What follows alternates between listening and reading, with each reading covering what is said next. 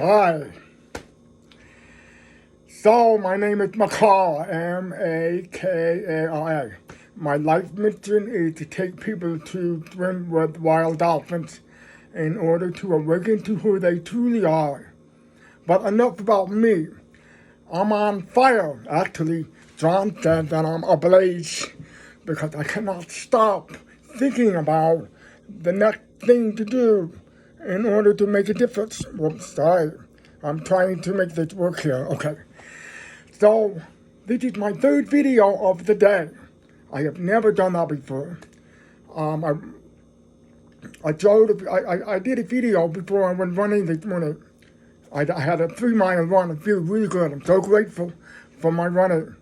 And while I was running, I was thinking about, the power of standing up for yourself. I don't know if I told you. I think I wrote it out in the description box of the video that I did yesterday about the power of standing up for yourself. A friend of mine sent me a comment telling me that my video last night was perfectly timed because he's going through some very serious issues with his family to the point where his life has been threatened. He had some family members that actually want to kill him. Now, fortunately, that's not my situation. Nobody wants to kill me. Nobody, thank God, nobody wants to kill me. But it's still very challenging because there's a lot of dynamics involved. And you have to believe in yourself enough to know that you need to make a stand and teach people how to treat you. But I was thinking when I was running about how some people might say, well, what about family? I can't get away from them. Or what about working for a boss that I can't get away from? And I got to think about some of the things that have happened to me in my life. And remember, all my videos are all true stories of things that I've done to help myself become the powerhouse that I am today. So I want to tell you a story about a boss that I had many years ago. I wrote about it. It's in my book. And I called him Harry. That's not his real name. But Harry was an arrogant bank boss. Arrogant. He was, he looked like a character out of the Godfather movie. Very tough, Italian. And people were afraid of him. I remember this guy that I worked with was terrified of him. He would get all cheeky and, and have like some kind of a reaction every time Harry came around. And so I need to give you a little bit of a background story about this. I was working for the senior vice president of personnel at one time. And I was a financial analyst. And it was a rotating position. It was a position that was available for people to rotate into. And the bank management wanted me to rotate throughout the company so that they couldn't move me up the ladder. That was the idea. So after about 3 years of working for this guy, VP, it was time to put me in another part of the bank. By the way, it was Bank of New York that I worked for. I worked for them for about 10 years. So my time was up and they had to figure out where to put me. So they decided to put me in the auditing department, where Harry was in charge of a group. So they moved me to Harry's group, and the first thing that happened was he didn't know what to make of me. Most of the time, when people meet for the first time, because I'm deaf, like I have a deaf voice, or maybe I sound like a woman, or maybe it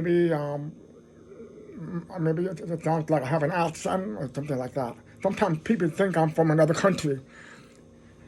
Actually, not to go off the subject, but one time I was in college and I was coming down the elevator and I said hello to this girl, and she said, where are you from? And I knew that she was responding to my accent, and I said, well, I'm from England. And she said, oh really? I was playing with her. She said, oh really? I said, yeah, I'm from the royal family. And her mouth dropped open. And I had a good laugh over that. But then later I thought, well, I was not being honest with her. I better go tell her the truth. So one day I saw her sitting on the bench on campus. And I went up to her and I said, hey, do you remember what happened the other day? I told you I was from London. I was joking with you. I'm not really from England. I'm deaf. And you heard my voice at having an accent. I don't really have an accent. I'm deaf. She said, she laughed. We had a good laugh over it. But getting back to the story, so Harry didn't know what to make of me. And that happens a lot when people meet me for the first time. They don't know what to do. They don't know what to say. Maybe they've never met a deaf person or whatever. So Harry was the type of person who ruled with an iron fist. He ruled. His goal was to make you so nervous that you would do whatever he wanted you to do. That was how he led. He led by fear rather than by compassion or hatred or love, that kind of thing. So Harry made sure that he made my life miserable. So funnily enough, I was not afraid of him, but he did make me very nervous because at that time it was very difficult to find another job. Wall Street was laying off thousands and thousands of people, and even though the reality was that it was hard to find a job, it's not really impossible to find a job in that situation. But at that time, I did not believe that. I felt that I was stuck. I felt that I was the victim. We've all played that. I felt like I was the victim, that I couldn't move from my position. Looking back, of course, I realized that's not true. But everything happens for a reason. So I decided that the only way I could make my life better was to change my perception of my boss. Everybody thought he was a tyrant, and while that may have been true, I chose to see him differently. And so I decided that I was going to visualize him as a loving grandfather, because whenever he was in a good mood, he would always talk about, I think he had like 10 grandchildren, and his face would light up. And I saw that I saw a glimpse of beauty in this man's heart. He talked about his grandchildren from time to time. So I decided to use that as an angle, or as a hook. So I started to meditate or visualize him as a loving grandfather playing with his grandchildren, bringing his grandchildren to the workplace. And of course, nobody knew that I was doing this. But I kept at it. Every morning, I would sit down on my couch and I would meditate and I would visualize him as a loving grandfather. Long story short, my reality began to change. It began to reflect back to me what was going on inside.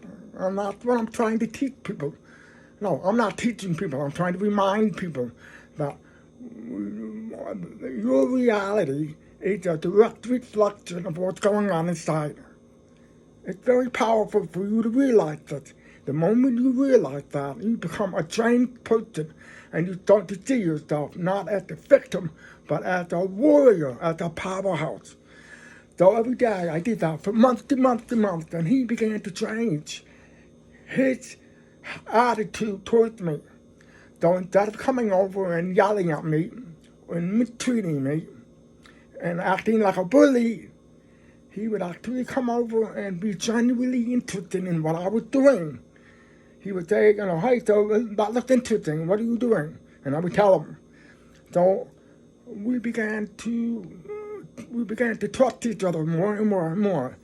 And then one day he called me into the office, and I thought he was going to attack me for something, but he had a smile on his face, so I knew something was up. Can you tell what's coming? Can you guess? I'll give you 5 seconds to think about what you think is about to happen. 1, 2, 3, 4, 5. Write it down on a piece of paper. All right? The reason why he called me into his office was he wanted to praise me for the work I was doing. And then next thing you know, he reaches across the table and shook my hand. He said, congratulations, you've been promoted. I was like, what? I could not believe that this man who hated me, who made my life miserable for 1 or 2 years, promoted me. And within 5 seconds, the entire floor knew about it. People were like, what the fuck? They were shocked, because he was not the type of person to promote people, because he was threatened by people who might one day take over his job. He was a very insecure man. So within seconds, literally seconds, everybody found out that I got promoted. And not 1 week later, I got an offer to possibly take a job at Merrill Lynch. Remember, Wall Street was laying thousands of people off. But within 1 week after he promoted me, the universe gave me an opportunity to possibly move to Merrill Lynch, which I ended up doing. Now, and this has happened to me so many times, I can't even begin to tell you. But the universe is providing opportunities for you in order for you to learn your lesson. What was my lesson? Write that down on a piece of paper. Oh, by the way, did you get that? Did you get it right? I told you to write down why he called me into the office. Did you get it right? Okay, now, so the universe brings things to you in order to, things happen for you, not to you. And so the universe brought the arrogant bank boss to me for my learning experience. The same thing is happening to you. Things are happening for you, not to you. And so I left within a month, and it was his turn to be shocked. How funny is that? So always remember, you are a powerhouse. You are God. You are the universe. And life is happening for you, by you, to benefit you. So I love you all. I'm almost at 15 minutes, so I want to say thank you very much for listening to me. Don't forget to subscribe. Don't forget to share the video. Don't forget to hit the like button, and don't forget to hit the notification. Oh, I have a couple of announcements to make. One is we are doing a contest, so stay tuned for that. Somebody will win 1 box of chocolate. That's number 1. Number 2, a lady down the hall from me who is paralyzed is going to get her first free box. So stay tuned for that. And the third thing is we are going to Philadelphia in about a week or 2 to interview John, and it's gonna be top notch. So stay tuned for that. With that in mind, I love you all very much. Make it a great day.